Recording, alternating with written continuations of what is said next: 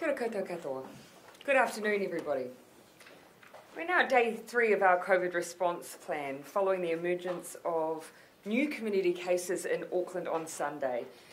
Cabinet met after question time this afternoon to review our current alert settings, and I'll share that review with you shortly.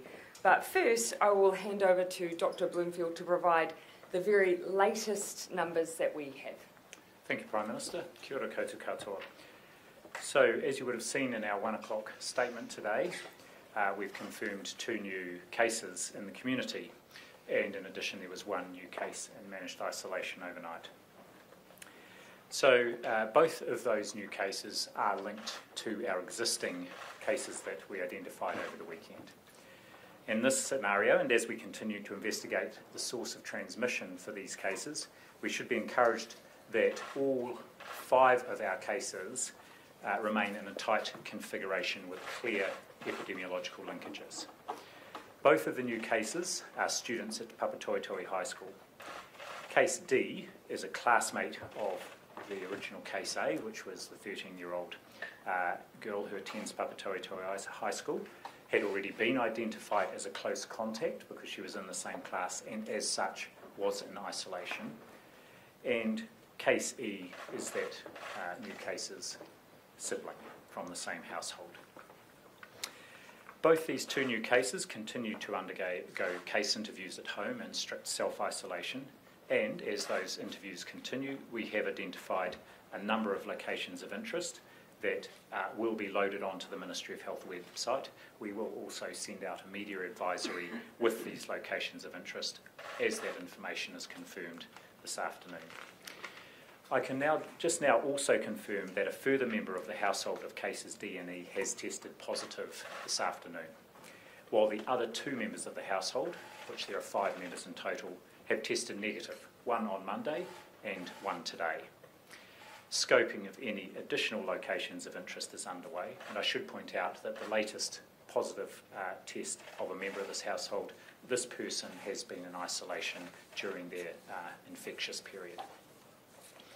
It's also worth pointing out that the 2 cases, D and E, that we spoke about earlier today were asymptomatic when tested on Monday and therefore have a lower risk of transmitting the virus on to anybody else during their infectious period.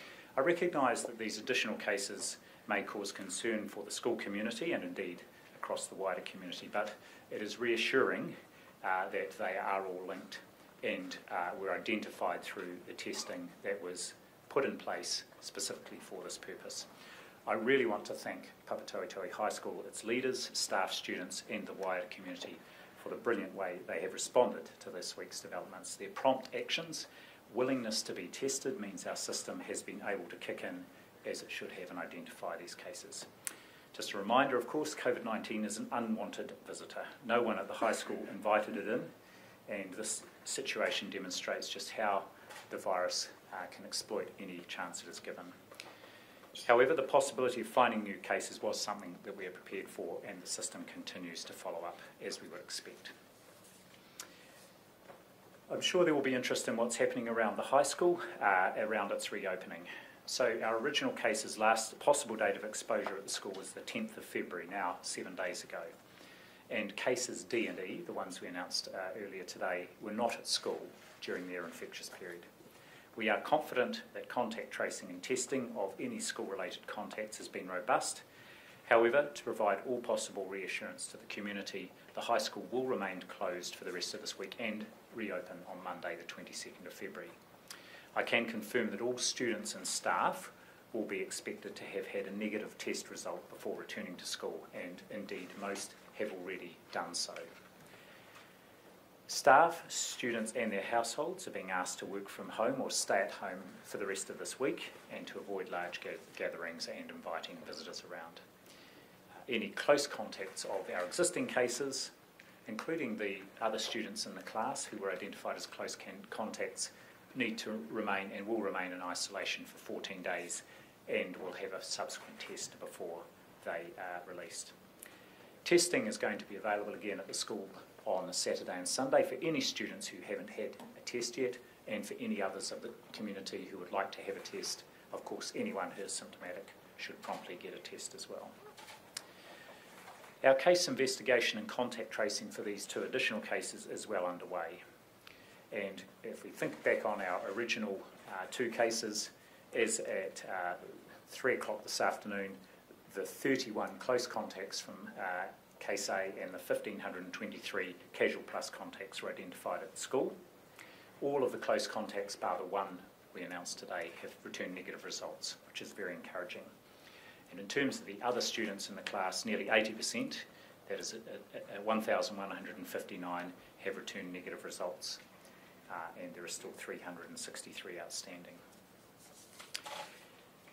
So I can also say there were over 17,000 tests done or swabs taken around the country yesterday, many across Auckland. So this is very helpful in terms of us being able to rule out wider trains of transmission, along with our wastewater testing by ESR in Auckland, which has shown negative results. This is reassuring.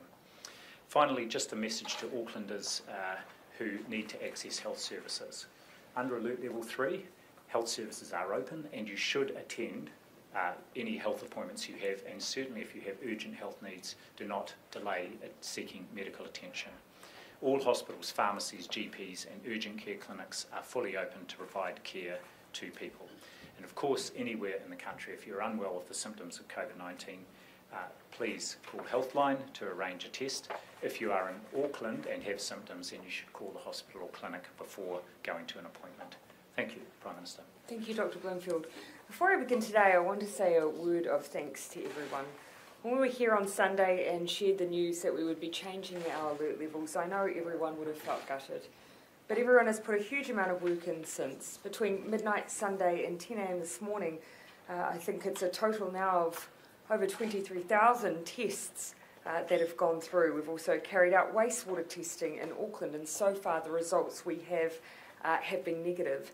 Since Sunday, 213,000 more New Zealanders have turned the Bluetooth function on their COVID Tracer app. And on Monday alone, there were just under 1.5 million QR code scans, because we all remember Bluetooth isn't enough, you need to keep scanning. And of course, Aucklanders moved back into their bubbles at a time when I'm told the weather was pretty miserable. While the re-emergence of COVID in our community is something no one wanted, it is something that we had planned for. When the source of a case is unknown, that plan is to move quickly and with caution, as we did on Sunday. However, it is also our plan to avoid using the alert level system to manage cases once we have a good handle on them. On that note, Cabinet has this afternoon reviewed the current alert levels. Based on our usual criteria, the Director-General of Health has recommended to Cabinet, and Cabinet has agreed, that as of midnight tonight, Auckland will drop down to alert level 2. As you've heard, there will be some exceptions for those who are connected to the Papatoetoe High School community, which I'll go into in more detail shortly. The remainder of New Zealand will move to level 1 at midnight tonight. Just a reminder, the definition of alert level 2 is that COVID is contained, but there is a risk of community transmission. The situation in Auckland most appropriately fits that level. These restrictions will remain in place until Monday, when they will be reviewed by Cabinet. My expectation is that we have a similar situation to what we have now, where we have cases that have already been identified as close contacts, for instance, then we should be in a position to move alert levels again. I want to stress to everyone that this is good news. Apart from the cases which have emerged today, all results of close and casual contacts, close contacts of the initial 3 cases have come back negative. What this tells us is that we don't have a widespread outbreak, but rather a small chain of transmission which is manageable via our normal contact tracing and testing procedures.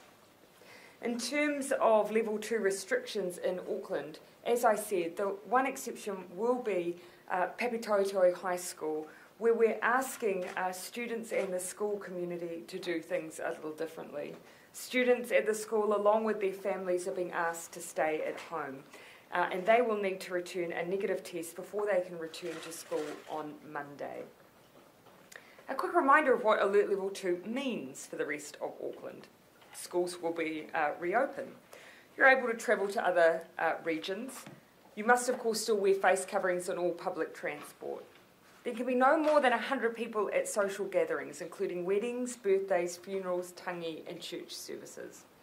Businesses can reopen, but must follow public health rules, including physical distancing, record keeping, and the usual cap of 100 people. Hospitality businesses can open, but must apply the 3 S's. People must be seated to prevent spread. There must be social distancing between people and tables, and each table must have just one person serving it. As long as all public health measures such as basic hygiene and contact tracing are met, weekend sports can proceed. But as ever, if you are sick, please stay home. This continues to be one of our most important messages. What we are, of course, trying to do with these restrictions is minimise the risk of any transmission and be able to rapidly track and isolate any cases, just in case. There is every chance we will find further cases. While our expectation is that these will be linked to our current cases, we still need Aucklanders to follow the level 2 rules, especially over the weekend, so that we can get the extra assurance we need to get back to level 1 as soon as possible next week. I appreciate that for some, level 2 over a weekend feels like an imposition. But what we know and what we've learnt the hard way is that mass gatherings, which tend to happen over that period of time, pose the greatest risks when there is COVID in the community. Things like church and social gatherings have often seen the most significant spread. It has always been our approach to move down one alert level at a time in order to test the decision we've made and ensure it is safe to go further. And while we believe this to be a small contained outbreak with the evidence that we have to date, we also know that there is, of course, the risk with it being the new variant of it being more transmissible. And so we're adding that to our cautionary approach. But again, the biggest urge I have is to tell everyone in Auckland and across the country, if you're sick, get a test and stay home. Ultimately, it is because cases A and B got tested that we are able to move down alert levels today, and we want to thank them for their actions. I'd also note that as a result of the decision to place Auckland into alert level 2 until Monday, all Auckland businesses who meet the criteria will be eligible for the new COVID resurgence support payment, passed under urgency in Parliament this week. As a quick reminder, the payment is available for businesses who have experienced a 30% drop in revenue over a 7-day period. More details are available at covid19.govt.nz. And so finally, once again, thank you for everyone for all of your work to date. We ask you to just keep up your enormous efforts. We're happy to take questions. Prime Minister, with so many outstanding test results, particularly from the school, how are you so confident that this is contained? Keep in mind, we have completed the testing of those close contacts, and that's where we've seen those that extra positive result from that classmate today. The remainder are what we call casual contacts. And so those are people we don't have at this stage any reason to believe are likely to produce a positive result. But even then, all of that group have been asked to stay at home. And so despite this alert level change, will not be leaving their homes. Given that this would have spread a lot if we hadn't gone into the level 3 lockdown, was the level 3 lockdown necessary? Yes, it was. Look, we absolutely stand by, even with the information we have today, the decision to move to alert level 3. We were dealing with a scenario where we weren't clear on the origin of the original case. We also have learnt that it was the more transmissible virus, so we wanted to make sure that we took a cautious approach, because it's much, much better than getting it wrong and having a large-scale community outbreak and a long lockdown. Can you guarantee? Can you Sorry. Dinner is everywhere. I have done that to you twice this week. Forgive me, Gina. Given the shift down alert levels, can you guarantee that we're not going to end up yo-yoing back into higher alert levels next week? And that's, look, the reason we've taken the decision to move to alert level 2 is because it has still a level of precaution in it. We do worry about mass gatherings, and so that's restricted here. It still asks hospitality to keep precautions in place. And I believe the reason that Dr. Bloomfield was recommended that we do this is because it still gives us a period where we could just reassure ourselves with a few extra precautions in place. Should other regions in the country be concerned about Aucklanders travelling into their areas? No, we've always asked Aucklanders to think about their behaviour when they move out, to take their level with them, and we still ask them to do that. Are students at Papatoetoe High School being tested a second time or being asked to come back for retesting? There's a Facebook post from the school that suggests that. So the ones who will be retested as part of the protocol are those who were the close contacts. So the classmates of the original case and the teachers have interacted with that class. So they have a 14-day isolation period. Every student will have had at least one negative test result, remembering that the testing for the students started from day 5 after the exposure event, which was last Wednesday, so that's reassuring. So we're quite comfortable with all the negative test results we have.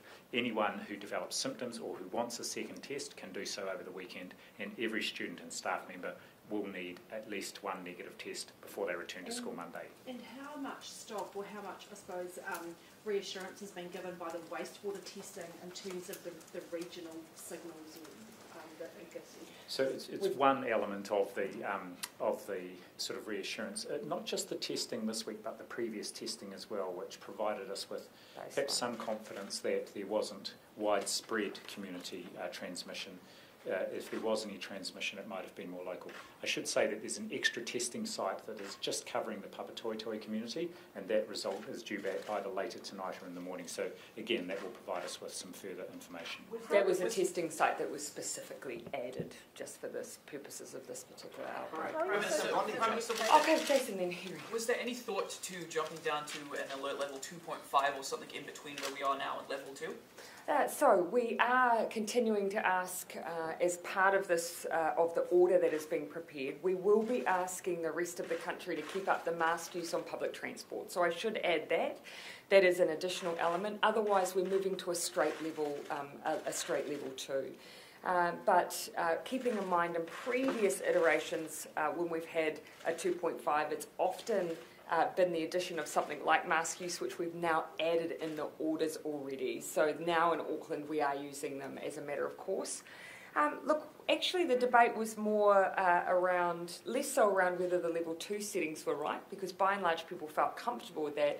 It was the length of time and whether or not we could afford to move further. But we chose the balanced and cautious approach. And just on that length of time, was there a specific order made to have it over that 7-day period as opposed to the night before, so businesses could get that subsidy that the government's Primarily, we wanted to make sure we had enough time at a cautious level to give us a bit of extra reassurance. The second reason, of course, it's a natural decision-making point for us, is the cabinet process. Thirdly, if we want to take a cautious approach, we should do it over a period where there are generally larger gatherings, and in Auckland over a weekend. And so those featured. We were also mindful, of course, that if we were getting right close to the cusp, we would rather have people eligible for the payment than not. Audrey. Can I clarify on the mask? Oh, sorry, I said Henry, didn't I? Prime Minister, you were saying you would still make the level 3 I will decision come to you. on Sunday, even with the information you have now. Yes. That's great. Are you absolutely confident about it? Because this shows every appearance of being a case of leakage with no wider community outbreak. And you've been speaking with Rodney Jones. So what and I respect the analysis we've had from Rodney has always been excellent. So Rodney's descriptions there, of course, are an outbreak being more like what we saw in August. Leakage is, of course, his way of defining the idea that you've had something that's relatively contained and we've caught it in close proximity to the time at which it's occurred. So what I'm saying around do I believe we made the right decision? Absolutely. On the information we had, absolutely. I'm pleased we did it. And now I believe with the information we have, we're ready to move to 2. Would you also have changed anything about this, what's happened in the last couple of days? All these people in the high school would have been... I guess the point is, at the time you make the decision... I guess the point is, at the time you make the decision, and keep in mind the information we had at that time, was we had someone who was deemed to be, yes, working at a border, in a border area, but a low-risk environment. We were seen as less likely to have been able to pick up COVID through their place of work. So it was really incumbent on us to make sure that they hadn't picked it up through some other community channel and that it hadn't been circulating for some time. I think everyone would agree, much better to have 72 hours than make the wrong call and have 72 hours of a community outbreak unchecked. So on Yeah. mask use on public transport Yes. will now be mandated across New Zealand. For now. or- We're keeping now? it in for now. We haven't made a decision about whether or not that's going to be a long-term decision, but for now, we would like just to keep it up in other parts of the country for now. Audrey, sorry.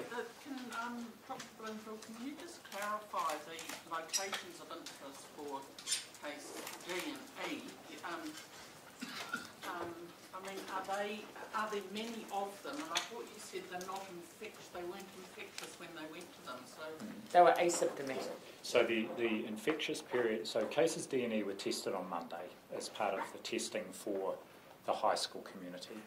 So the infectious period, or potential infectious period, is categorised as the 48 hours before their test was taken, so that does include the weekend.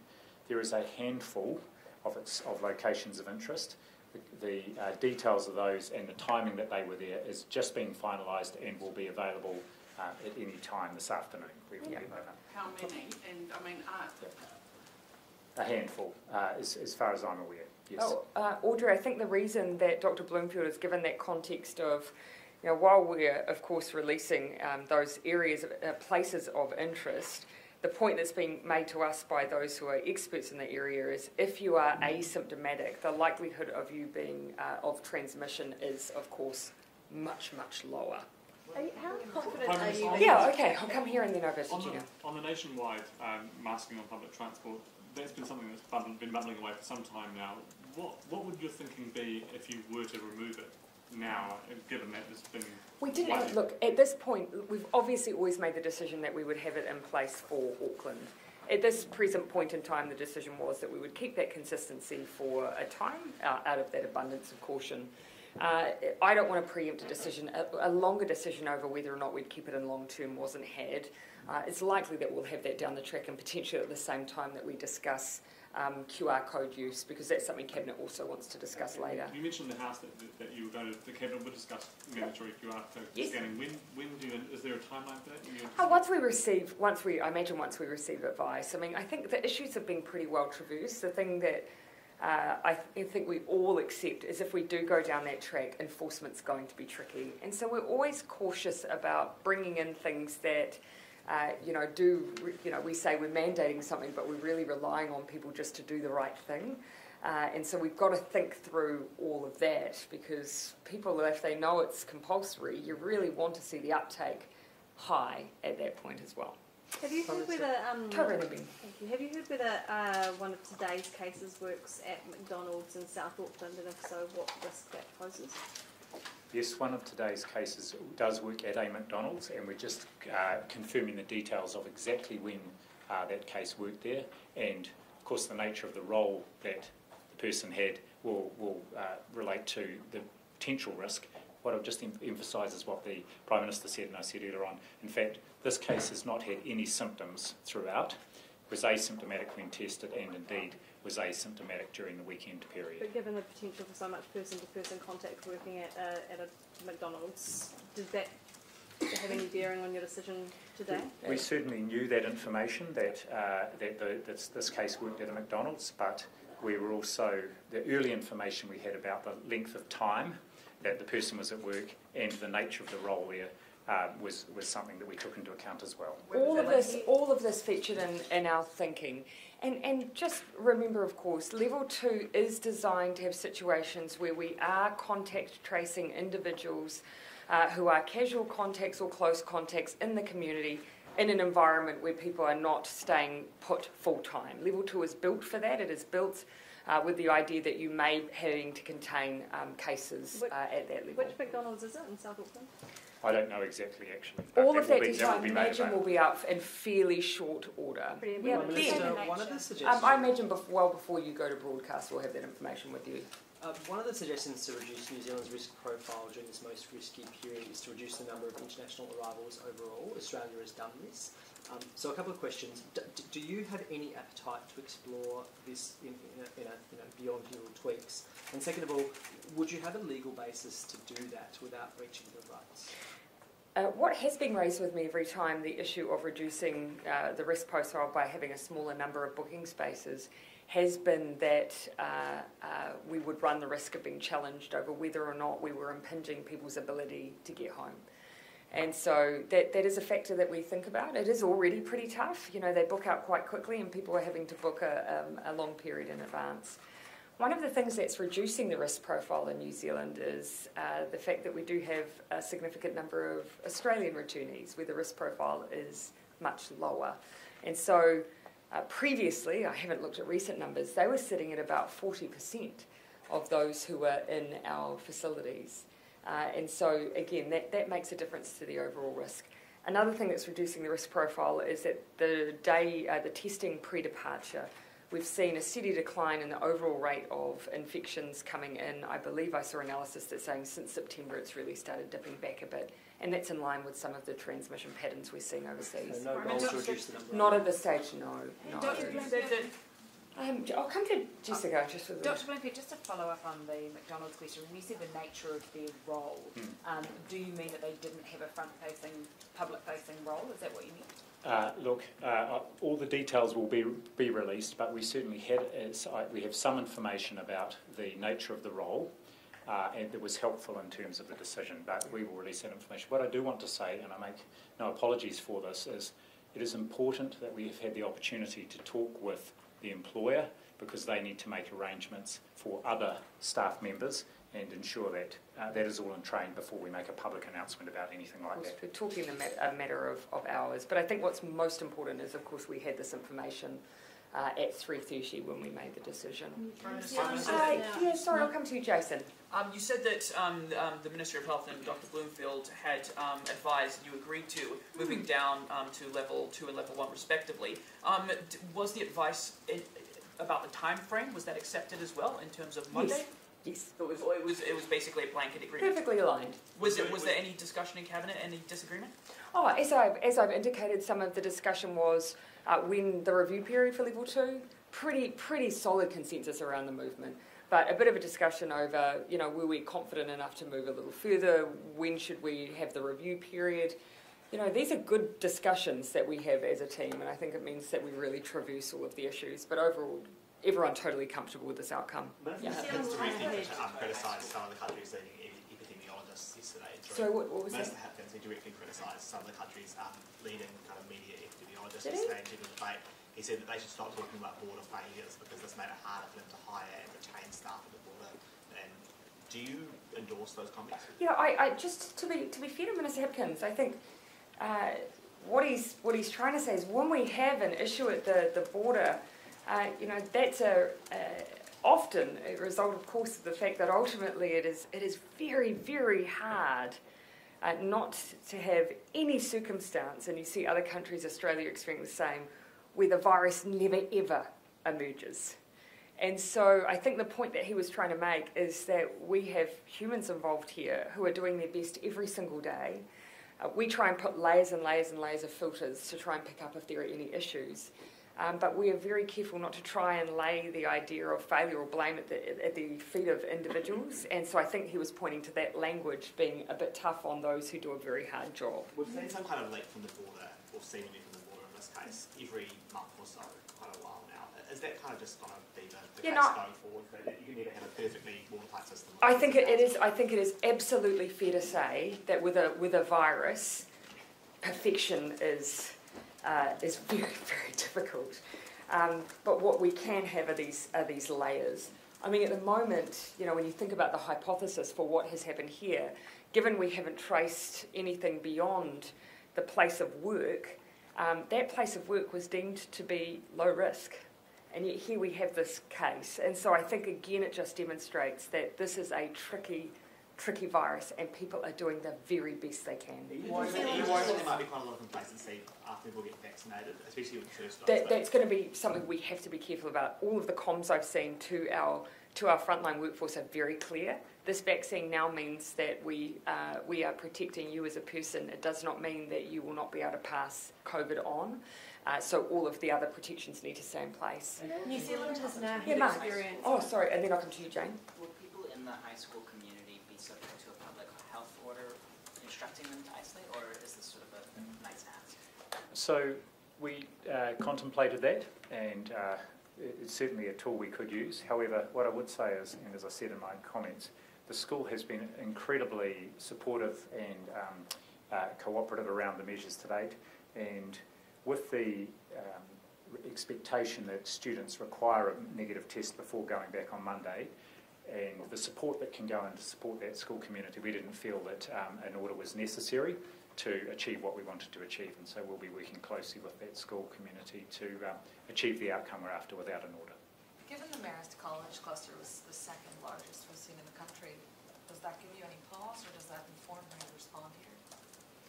Yeah, of course, keeping in mind there were a number of factors there around events and so on that really exacerbated the spread within that community and the length of time we had, so the circumstances there were quite different. Even then, if you look at the approach we're applying, it's still very rigorous. The school will have been shut down for a week. Everyone has been required to be tested, even if there's no suggestion they've been in contact with the students in question. 2 tests for those that are considered close contacts from the classroom. And so, of course, applying a really cautious approach, and we're asking those families to stay in isolation longer than others. Jane, and then I'll come back to you, Audrey. New Zealand's experience now the UK and South African variants. What have we learnt from it? And is it counter to the experience in other countries? Obviously transmissibility being the main one. And has it changed the way we deal with it? So on the whether or not it's changed the way we deal with it, absolutely, but at the same time, we have evolved our approach generally. But off the back of these variants, and since these variants, things like the pre-departure testing, day 0 testing in our managed isolation facilities, so now essentially someone who comes through is getting tested 4 times. People aren't able to leave their room until they return a negative test. Once they go into the tail end of their isolation and have their final test pre-release, they then can't leave their room. And so all of that's been put in place, additional analysis of some of the ventilation systems, booking systems and some of our MIQs for anyone, for people who previously may have moved a little more freely for exercise. All of that is part of our tightening up of our regime and from learning things. As for this case, I'm not the one to comment on that, so I'll have Dr. Bloomfield offer up a suggestion. I think there were two things, of course, that we know about. One, we know for sure about these 2 variants. One is that they are more transmissible, and that absolutely informed our initial advice, and to use a level 3 approach in Auckland.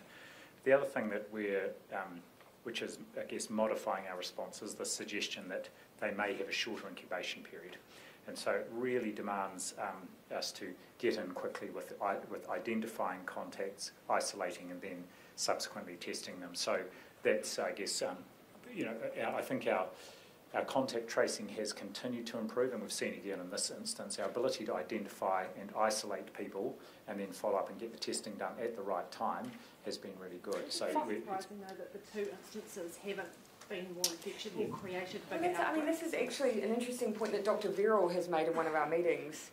Because of New Zealand's environment, we're seeing basically the R value in single households or single clusters, whereas of course overseas you amplify that by a large outbreak, and the R, an R value, and it's a perception of that infection is much larger. So Dr. Bloomfield will have to remind me, but it might mean that you're going from average of passing it on to 1 to maybe passing it on to 3 with a more infectious strain. I forget the numbers. Yeah, our value is generally about 2.5 with the older variants, and they think if it's 50% higher, that would go up to 3.75. Yep. But the key point here, it's an average.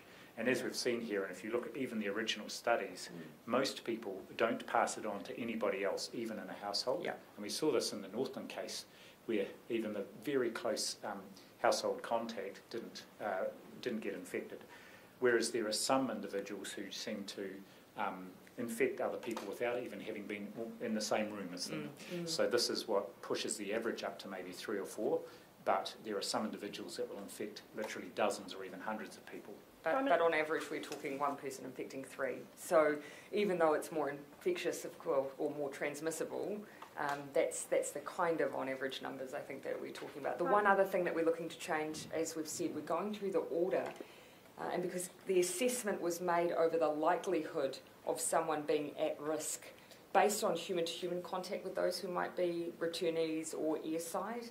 Given this latest situation, we're now looking at even those less likely, lower risk scenarios of someone who's not even near someone at high risk, but might be just near items. So Finite. And so in this case, as much as it's been described as unlikely, we're now looking at orders that would cover, for instance, laundry, or those who might be in the same workplace as others who are part of an order. So compared to any other... What would that mean in terms of changes to what people would have to do? Is that the extension of testing to areas like that, or is that other specific? So it would be, the order would cover testing, but actually it would also mean we were picking up those groups for vaccinations as well. Compared to any other alert level decisions? Oh, so Audrey, yes, and then I'll come to you, Tova. Yeah, can you please reassure people that they do not have to give their immigration status before getting a test, and that once it's taken, their details are not passed on to any immigration authority? Thank you for the question. When someone is tested, we absolutely do not check your immigration status. We do not check your legal status. That is not information we're interested in. We do ask for a health number, but we have ways of dealing with it if that is something you do not possess. We need testing to be as accessible as possible, and so I want no one to have any fear that there will be any repercussions for them other than gratitude if they go and get a test. The same case will apply for vaccines. Compared to other alert level decisions that you and the Cabinet have had to make, how much did this one weigh on you? Does it get any easier as you go along? Oh, actually, there are some where, particularly if you've been in an alert level for a long period of time, where you've had multiple outbreaks, where some of the decision around the edges around limitations on gatherings, 2.5, things like that, just getting those settings right. But actually, the more often you deal with cases, the more assurance you get that the system is working, that the contact tracing is working. Things become not predictable, but there is an order to almost the way we use our alert levels, and so you get a bit more used. All of New Zealand's getting a bit more used to it, and so no, this decision to me felt like absolutely the right one. Can you just confirm something you said in the House? Was it the 3 initial cases? None of them were using the COVID Tracer app? No, sorry. What I was trying to say was that my understanding was that they had not scanned. So you've heard Dr. Bloomfield talk. I think he may have talked before about some of the other functionality, but my understanding was that they did not use the QR code for scanning, but we were still able to compile the places that they had been, obviously, without those scans. And how can you be so confident in that you've picked up everywhere that they've been if they haven't been scanning? Because we use other information as well. So, for instance, people are very forthcoming in providing details from their bank transactions, which are actually a really helpful prompt for when people have visited supermarkets and trade stores. We can see from those details. We can see from people's work records where they have been. So we have a range of prompts we can use that help remind people where they've been. Dr. Bloom? So I think the other thing here is, even though they hadn't been using the app, actually one of them had the app and had the Bluetooth turned on, so that was helpful, and we were able to identify some people from that. But once we knew the venues they had been, we were able to send out a notification to other people who had scanned in using the app, who were there at that same time. So it's helpful for everybody to scan in, even if the original case is what about these 2 new cases? Have they been scanning? Still looking for that information. With the human rights report that came out today, showing that Tangata Whenua, Asians, Chinese, Pacifica and Asians have been discriminated against during COVID-19 outbreaks. What statement would you like to make as a government with regards to that? I couldn't speak to any of the specifics, unfortunately, with Cabinet in the House. That's not something that I've had too much close contact with. However, we were very mindful throughout the lockdown in particular of the disproportionate effects that COVID-19, and unfortunately has been proven, to have on our Māori and Pacific communities. And so that's one of the reasons overall we've taken this strategy as a country, is to protect the health and well-being of all New Zealanders, including our Pacifica and Māori communities. The other thing that we've done is try and work really closely with community leaders to identify where there's been need for social support, for those who might be rural and isolated, whether or not it's been whānau ora, providing care packs and hygiene packs, or working with marae, or simply iwi and hapu who had the means to reach into communities but just needed an extra bit of support to do it. So right from the beginning we have been trying to do that. We won't have been perfect. And I think in an emergency situation there will always be things you can improve, but it always has been top of our mind. That lack of scanning seems really problematic because memories are fallible. So can you rule out there not being a whole raft of other places that these people visited that aren't on the list? When you say these people, do you mean the people who haven't been, the cases who haven't been case scanned? A and B? Well, look, you can actually see, obviously, when you travel somewhere specifically for the purposes of having a bit of family time together, you can see that there's an order to things with their car trip and then their visits and so on. And then with some of the others, we've used EFTPOS transactions, so you can see why there's quite a bit of precision. And we add an extra half an hour either side, I think it was. We add a bit of time either side in case there's a failure in memory, just to have an extra bit of buffer. So you're totally confident you know where all of these cases Oh, look, we never entirely want to rely on memory, and we never entirely want to rely on bank cards. That's why we ask people to use the app. It's why we ask them to turn on the Bluetooth and keep scanning. It's really important. What percentage of we'll finish up quite soon, but Janae. Yeah, the Ministry of Health identified 128 close contacts of the cases A, B and C, the original 3 cases. How many of those test results have not come back yet? Of the close contacts? Of the close ones. Yes, the only ones that are not back yet was there were some people who were in the waiting room at the same time as KC, who was the father in that family. Most of those are back. There are some who are not, but actually this is an interesting one because the initial positive test result on that case, KC, has subsequently come back negative 2 times, and the first result was a very, very weak positive. Still being treated as a case, still being followed up as if it was a case, but we believe the risk here, and indeed because it was right at right near the beginning, if even captured by his infectious period, the risk to be very low. But those are the outstanding results. They will come through. He also had negative serology as well, so he baffled us for a while. Are you satisfied with the timeline for these tests? I mean, I was actually going to take all 3, Henry, so I'm still going to do that actually, just to try and get a little bit of discipline going. Yes, so that's serology. So what percentage of Case B's workmates actually have undergone serology testing? All of the close contacts? Just Case B works in the laundry section of the employer of the Sky Chef with 9 others. They have all tested negative on a PCR test and have had negative serology. They haven't done serology on the others in the workplace, but all the others have been tested, and again, the majority of those results are back and continue to come in. They weren't considered to be close contacts either, as I understand. No, none of them were close contacts because actually she hadn't been there while she was infectious. It was really just looking to see, was there any other person in the workplace that was currently infected or may have been infected in the past.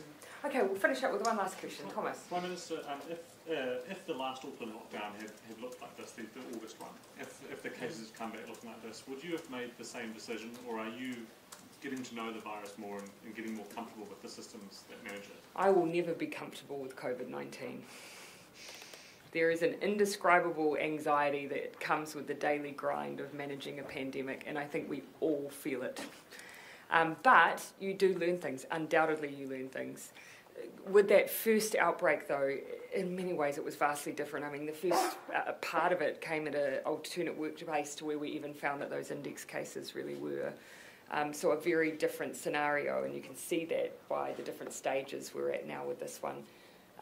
We make the best decisions we can with the information we've got and with the best advice that I can imagine having. So the decision we've made today still has a level of caution in it, and that gives me a level of comfort. Thanks everyone. Thank you.